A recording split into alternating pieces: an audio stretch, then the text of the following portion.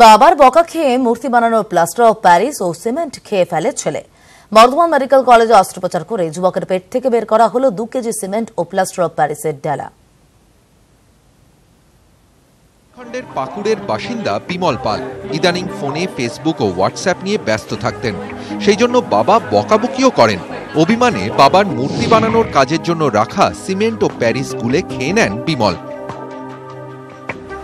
আশঙ্কাজনক অবস্থায় শনিবার রাতে বিমলকে প্রথমে রামপুরহাট হাসপাতালে ভর্তি করা হয়। সেখানে তার শারীরিক অবস্থার অবনতি হলে চিকিৎসকেরা তাকে বর্ধমান মেডিকেল কলেজে রেফার করেন। চোখে প্রবলেম হলো তো কি হলো, তোকে বাইরে নিয়ে যাবো, ঠিক দেখতে পেয়ে যাবি। আরো অন্য ছেলেরা ওকে অনেক কিছু বলেছে, তুই দেখতে পাবি না, ঠাকুর কি করে বানাবো, এইভাবে এই করে মন খারাপ করেও প্যারিস আর সিমেন্টগুলো খেয়ে নিয়েছে। বর্ধমান মেডিকেলের শল্য চিকিৎসক স্নেহাংশু পানের নেতৃত্বে 10 জনের চিকিৎসকদের একটি টিম তৈরি করা হয়। অস্ত্রোপচার করে বিমলের পেট থেকে প্রায় 2 কেজি ওজনের প্যারিস ও সিমেন্টের ডেলা বের করা হয়। অপারেশন হয়ে গেছে, এখন খুব ভালো আছে। সিমেন্ট জমে গেছে মোটামুটি 3.5 কিলো 3 কিলোর মতন। এটা করতো, ওই দুটা কথা বললে ও বলে আমি বেঁচে কি করবো, যে আমি করে খেতে পারবো না, তা আমি ওই সিমেন্ট খেয়ে মরে যাব। অস্ত্রোপচারের পর রোগীর অবস্থা এখন স্থিতিশীল। নিউজ 18 বাংলা। কুকুরকে পিটিয়ে মারতে দেখে চুপ করে বসে থাকতে পারেননি ব্যারাকপুরের সোমা গঙ্গোপাধ্যায়। প্রতিবাদ করেছিলেন, থানায় অভিযোগও জানিয়েছিলেন। তারপর থেকেই নাকি তাকে হুমকি দিচ্ছেন কয়েকজন প্রতিবেশী। এমনকি কাউন্সিলরও নাকি দলবল নিয়ে বাড়ি এসে মারধর করেছিলেন। আতঙ্কে সোমার পরিবার। চলতি বছরের 2রা ফেব্রুয়ারি পাড়ার কয়েকজন লোক রাস্তার একটি কুকুরকে পিটিয়ে মেরে ফেলেন। তা দেখে নিজেকে শান্ত রাখতে পারেননি ব্যারাকপুরের পানপাড়ার বাসিন্দা সোমা গঙ্গোপাধ্যায়।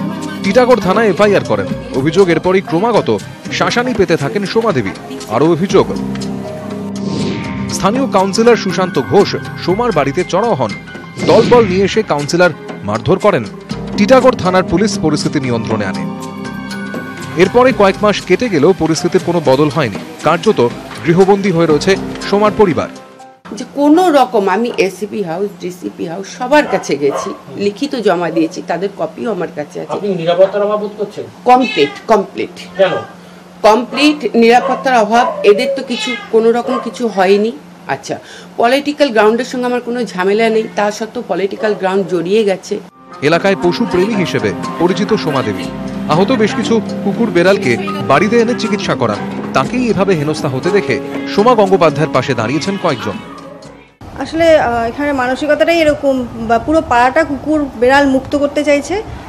কিছু খালি মানুষ থাকবে, উনি যেভাবে থাকতে চাইছেন পশু পাখি নিয়ে, যেহেতু আমিও ভালোবাসি, আমি তো চাইবো ওনাকে যাতে ভালোভাবে উনি সব নিয়ে থাকতে পারেন। তবে পাড়ার কিছু লোক পশুপ্রেমীর বিরুদ্ধে পাল্টা অভিযোগ এনেছেন। হ্যাঁ, দরজা জানলা খোলা যায় না, আমার বেডরুম ওইদিকে, হ্যাঁ, একটা বিভৎস গন্ধ আসে। সোমার পরিবারের দাবি, পুলিশ উপযুক্ত ব্যবস্থা নিলে তাদের এভাবে আতঙ্কের দিন কাটাতে হতো না। ব্যারাকপুর থেকে অরুণ ঘোষ, নিউজ 18 বাংলা।